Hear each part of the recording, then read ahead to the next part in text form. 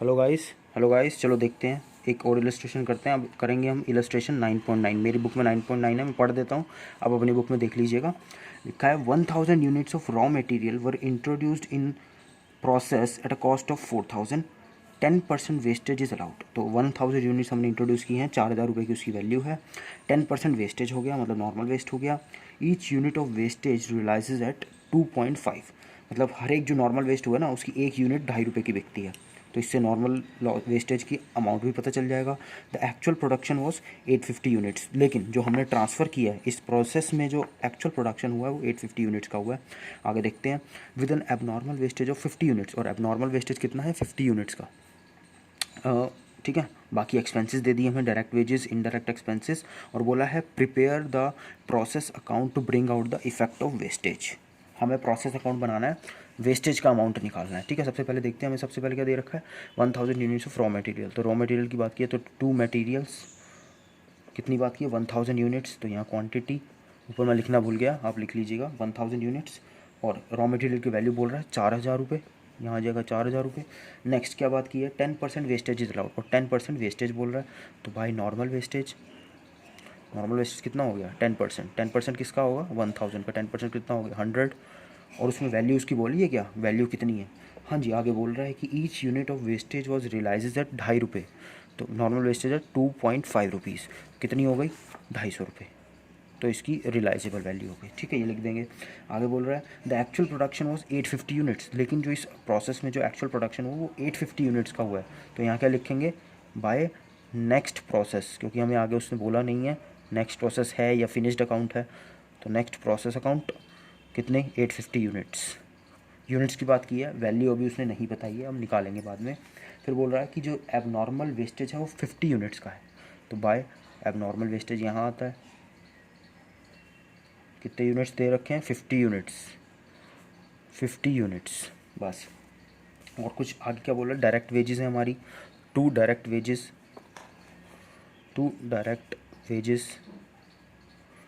Wages कितनी है 6500 की,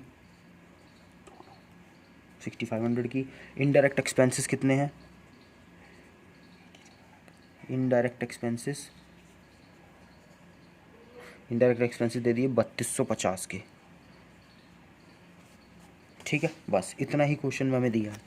अब देखो यहाँ पे क्या हो गया, यहाँ का इक्वल कर लेते हैं, यहाँ का भी इक्वल आएगा। 1000 यूनिट्स तो यहाँ हो गई, लेकिन चलो ठीक है 1000 यूनिट्स, यहाँ पे कोई अब नॉर्मल इफेक्ट देखते बाद में बताऊँगा आपको। ठीक है, ये हो गया। यहाँ का टोटल कर लेते हैं 4000 प्लस 6500 प्लस 3250 कितना आ गया 13750, ये आ गया यहाँ पे। ठीक है, अब हम इन दोनों की वैल्यू निकालनी है। तो इन दोनों की वैल्यू कैसे निकलेगी, ना हमें इसकी वैल्यू पता है ना इसकी वैल्यू पता है, दोनों की ही वैल्यू नहीं पता। इसका टोटल कितना है पूरा 1000 ही है। ठीक है, यहाँ पे कितना चाहिए हमें 13750। तो अब इन दोनों की वैल्यू हमें फाइंड आउट करनी है। इन दोनों की वैल्यू क्या होगी, याद रखना, इन दोनों की वैल्यू निकालनी है तो हमें क्या करना पड़ेगा, अब तक की जो हमारी पर यूनिट कॉस्ट है वो निकालनी पड़ेगी। क्योंकि अब नॉर्मल वेस्टेज जो हुआ है वो हम क्या उसका खर्चा जो है प्रोसेस मतलब कस्टमर्स को ट्रांसफ़र करेंगे नहीं करेंगे, हमारी गलती की वजह से हुआ है तो उसकी कॉस्ट हम ही इनकर करेंगे। इसलिए अब तक का जितना खर्चा हुआ है उसकी कॉस्ट वही रहेगी। तो अभी तक की कितनी कॉस्ट आ रही है हमारी, कैलकुलेट कैसे करेंगे, इस साइड का टोटल डेबिट साइड का टोटल कितना है, डेबिट साइड का 13750 माइनस में कितनी कॉस्ट यहाँ पे लग चुकी है -250, और डिवाइड कर देंगे किससे, यूनिट्स कितनी है 1000 माइनस में 100, ये इसका फॉर्मूला है। डेबिट साइड का टोटल लेस कर देंगे इसके 2 यूनिट्स के ऊपर तक का जो भी है, मतलब 250 और 100 नॉर्मल वेस्टेज लेस कर देंगे। तो यहाँ से हमारा निकल के आ जाएगा कितना आ जाएगा 13500 एंड अब नीचे 900।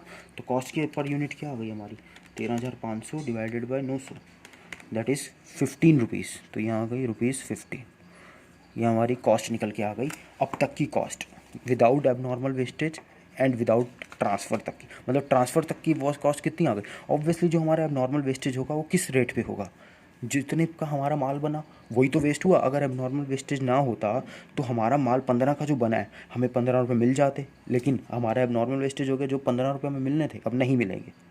ठीक है, एबनॉर्मल वेस्टेज तो 15 रुपये हो गया। एबनॉर्मल वेस्टेज 15, 15 इंटू 50 कितना हो गया 750, यहाँ 750, और ये भी कितने पे होगा एट 15, तो 850 इंटू 15 दैट इज़ 12,750। दोनों का वैल्यू इक्वल हो गई, बिल्कुल हो गई। ठीक है, अब इसमें हम एक और चीज़ देख लेते हैं कि एबनॉर्मल वेस्टेज अकाउंट कैसे बनाते हैं। एबनॉर्मल वेस्टेज अकाउंट बनाते हैं, एबनॉर्मल वेस्टेज अकाउंट बनाते हैं एक, तो एबनॉर्मल वेस्टेज अकाउंट यहाँ पे प्रोसेस अकाउंट में एबनॉर्मल वेस्टेज कहाँ दे रखा है, क्रेडिट साइड पे। तो जब हम रिवर्स हम एंट्री करते हैं लेजर में तो कहाँ करते हैं, बिल्कुल रिवर्स एंट्री करते हैं। तो यहाँ क्रेडिट साइड मतलब यहाँ पे डेबिट साइड लिखेंगे क्या, टू कहाँ से आ रहा है प्रोसेस अकाउंट से, तो टू प्रोसेस अकाउंट कितना है amount 50 and units 50 and amount 750। ठीक है, अब देखते हैं। अब बताओ जो नॉर्मल वेस्टेज हुआ था हमारा 2.5 रुपये का बिका था, क्या ऐसा हो सकता है, ऐसा ही होगा। अब मान लो आपने नॉर्मल वेस्टेज तो बेचा, कबाड़ी वाला आपके पास आया, उसने कहा ठीक है भैया जो तुम्हारा वेस्टेज हमें दे दो। अब हमने कहा भैया ये जो एबनॉर्मल वेस्टेज है हम इसे अपने पास रख के क्या करेंगे, तू आ तो रहा ही है तो ये भी ले जा, बिल्कुल अपने साथ ही ले जा। नॉर्मल वेस्टेज जिस वेस्ट पे तू लेके जा रहा है हमारा एबनॉर्मल वेस्टेज भी तू उसी रेट पे ले जा अपने साथ। तो उसने कहा ठीक है भैया दे दो, हम इसका रख के दोबारा इसको प्रोडक्शन में तो डालेंगे नहीं, वेस्ट हो चुका है। अब आलू हमारे गिर गए थे, हमने बात की थी फर्स्ट क्लास में ही, आलू का एग्जांपल लिया था। अब आलू हमारे से गिर गए एक्सीडेंटली, तो अब आलू को हम क्या करेंगे, अब दोबारा उठा के उसे धो के हम प्रोडक्शन में तो डाल नहीं सकते, हमारे लिए वेस्ट है। तो नॉर्मल वेस्टेज को हम मान लो 2.5 रुपये में इसमें बोला बेच देते हैं, तो हम अब नॉर्मल वेस्टेज को अपने पास रख के क्या करेंगे, हम कहेंगे भैया तू नॉर्मल वेस्ट जो 2.5 रुपये में लेके जा रहा है, हमारे गिरे हुए आलू का वेस्ट जो है ना वो भी तो 2.5 रुपये में ले जा। वो कहेगा ठीक है भैया वेस्ट तो ले जाना है, चाहे वो नॉर्मल हो चाहे अब नॉर्मल हो, वेस्ट तो वेस्ट है, मुझे दे दो 2.5 रुपये ले लो मेरे से। तो 2.5 रुपये की एंट्री कर देंगे। तो सेल की एंट्री क्या होगी क्रेडिट साइड में, बाय सेल ऑफ प्रोसेस 1,